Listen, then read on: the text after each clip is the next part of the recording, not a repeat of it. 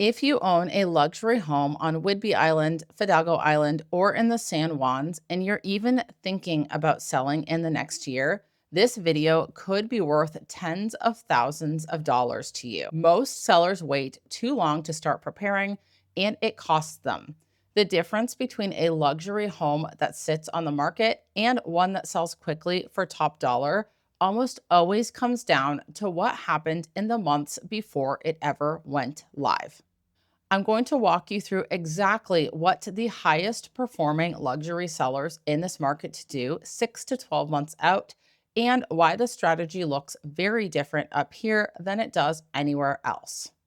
Before we dive in, I just want to take a quick second to say if you are thinking about selling, buying, or making a move to this corner of Washington state, please reach out to me directly. The contact information is right there in the description below. Every single week, I hear from people who are in exactly this position. They own something special up here, or they're dreaming about it, and they just want to talk to someone who actually knows this market. That's exactly what I'm here for. There's no pressure, no pitch, just a real conversation about your goals and what the market looks like right now. So drop me a message, shoot me a text, or send me an email. I'd love to connect. Now let's get into it. Selling a luxury home on Whidbey Island, Fidalgo Island, or in the San Juan Islands is not like selling a luxury home anywhere else. This is one of the most geographically unique real estate markets in the entire country. We're talking about island communities, some accessible only by ferry, with buyers who are often coming from Seattle, the East Side, California, or even internationally. The pool of buyers for a true luxury property up here is smaller than in a major metro, but the buyers who are in that pool are serious, financially qualified, and often deeply intentional about where they want to live. They're not just buying a house, they're buying a lifestyle, a view, a slower pace, a connection to the water and land.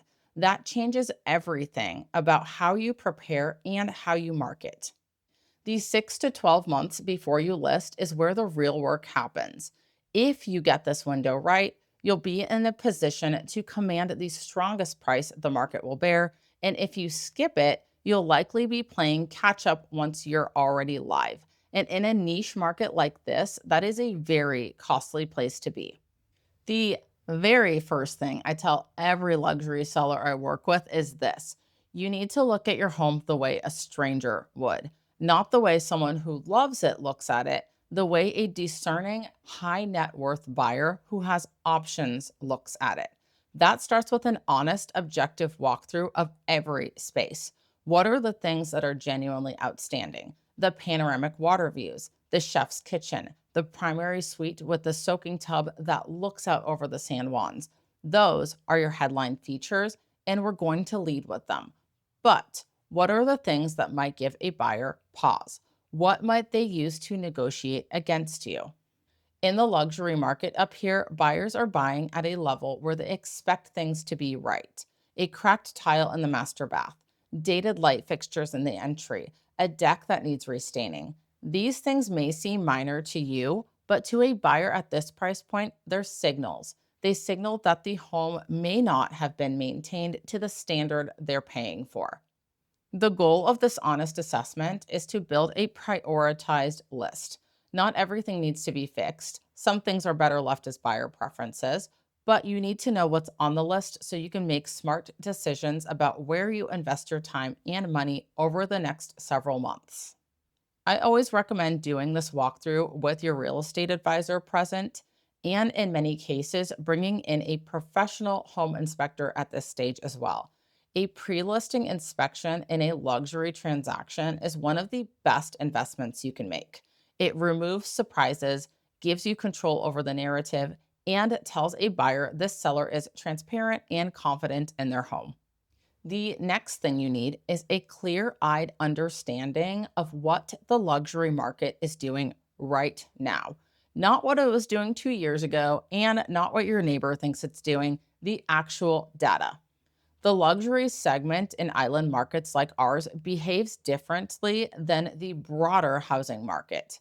It tends to have fewer transactions, longer days on market, and wider price ranges. That means the comps, the comparable sales we use to establish value, can be limited.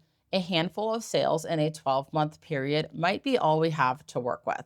That makes pricing both more nuanced and more consequential. What you need to understand at the 6 to 12-month mark is the directional trend. Is inventory increasing or decreasing? Are the homes that are selling doing so quickly or are they sitting? Are sellers getting close to their asking price or are there significant concessions happening? These questions tell you whether you're entering a market that favors you or one where you'll need to be strategic. On Whidbey Island, Fidalgo Island, and in the San Juans, we also have to think about micro markets. A luxury home on Orcas Island is a different market than a luxury home on Lopez or on the south end of Whidbey versus the north. Location within the islands matters enormously. Water views, ferry access, proximity to amenities, acreage, all of these things affect value in ways that generic market reports won't capture. This is where having someone who is truly embedded in these communities makes a difference.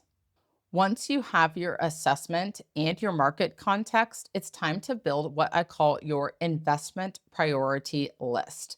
This is where you decide, what do we spend money on and what do we leave alone? The first category is things that are non-negotiable. These are deferred maintenance items that a buyer will either discover in an inspection or see immediately. A roof that's clearly at end of life, an HVAC system that's struggling, moisture issues in a crawl space. These are not optional. In a luxury transaction, buyers will conduct thorough inspections, and any significant issues that surface after you're under contract can derail the deal or cost you far more in concessions than the repair itself would have cost. Fix these items now on your own terms and on your own timeline. The second category is high ROI improvements, things that meaningfully elevate the perception of the home and return more than they cost in buyer appeal. In island luxury properties, this often means things like refreshing the exterior paint or staining the siding, updating the outdoor living spaces and decks, landscaping that enhances the approach to the home, and kitchen or bathroom updates that bring the home in line with current buyer expectations. Up here, the connection between inside and outside is everything. Buyers who are coming from Seattle or California are paying a premium to live surrounded by natural beauty. If your decks, your landscaping, or your outdoor spaces aren't showcasing that, you're leaving money on the table. The third category is things to leave alone. This might surprise you, but not every improvement makes sense. Major structural changes, adding square footage, or doing a full kitchen gut renovation 6 months before you list is rarely the right call unless the space is genuinely outdated or broken. At a certain point, you risk over improving for the market or making choices that reflect your taste rather than what buyers want. A good luxury real estate advisor will help you find that line. One area that is almost always worth the investment at this level: staging and presentation. Not just decluttering, true luxury staging. This market draws buyers who are often not local. They're making decisions based on photography, videography, and virtual tours before they ever step foot on the ferry. If your home doesn't photograph like the luxury property it is, you will lose buyers before they ever call for a showing. Here's one that sellers often overlook: getting your documentation together. In a luxury transaction, buyers and their attorneys do their homework. The more organized and complete your documentation is, the smoother and faster your transaction will be. Start gathering records for everything that's been done to the home: permits for any additions or improvements, receipts and warranties for major systems, the generator, the solar array, the dock permit, the well and septic records, if you're on a private system. On island properties especially, things like water rights, easements, HOA documents if applicable, and shoreline permits are all things that will come up. Having them ready says you are a seller who is prepared and transparent, which matters enormously to high-end buyers. If you have a waterfront property, and many luxury sellers in this market do, make sure you understand and can document your tidelines ownership, your dock permits, and any shoreline exemptions or permits. These can take time to track down if they're not organized, and a buyer's attorney will want to see them. Don't let paperwork be the thing that slows down your closing. The 6 to 12-month window is also when you should be thinking about who will represent you. And I don't just say that because I'm a real estate advisor. I say it because the right representation in a luxury island market sale is not a commodity. And the timing of that decision genuinely matters. Here's why. A great luxury advisor isn't just someone who puts your home on the MLS and holds an open house. They're someone who has a clear strategy for reaching qualified buyers in this specific market. Buyers who are in Seattle, in Bellevue, in San Francisco, in Vancouver, people who may already be in their network, people who are watching this type of property and would move quickly if the right opportunity presented itself. In markets like the San Juans, Whidbey, and Fidalgo, the best luxury transactions often happen before or alongside a broader public marketing campaign. A buyer may have expressed interest in a specific type of property 6 months ago. The right advisor remembers that. The right advisor is already thinking about who their buyer is while you're still in the preparation phase. Choosing your representation early also means you get the benefit of their expertise during all of the preparation decisions we've been talking about. The improvements, the staging direction, the pricing strategy, all of it is more effective when your advisor is involved from the beginning, not brought in at the last minute to market a home that's already been prepared without their input.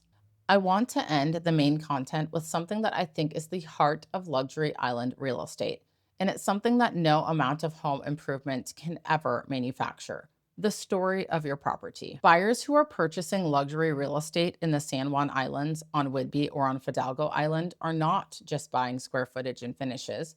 They are buying a life. They're buying the morning fog burning off the water, the whale watching from the deck, the ferry ride that feels like a decompression chamber between the outside world and their home, the small town community, the farm stands, the art galleries, the hiking trails. They feel that they are somewhere that matters. Your home is the vehicle for that life. And the 6 to 12 months before listing is when you get intentional about telling that story. What is life like in your home through the seasons? What can you document photographically, through video, through the details you share with your advisor that captures the experience of living there? This is what creates emotional resonance with the buyer, and emotional resonance at the luxury level is what closes deals.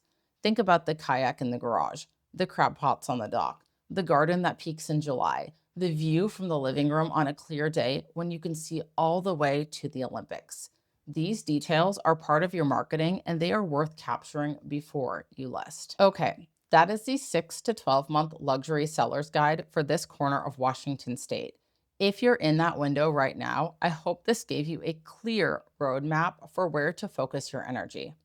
And if you haven't already, I'd love for you to reach out. Whether you're a year out or just beginning to think about it, the earlier we connect, the better positioned you'll be. All of my contact information is in the description below. Don't be a stranger.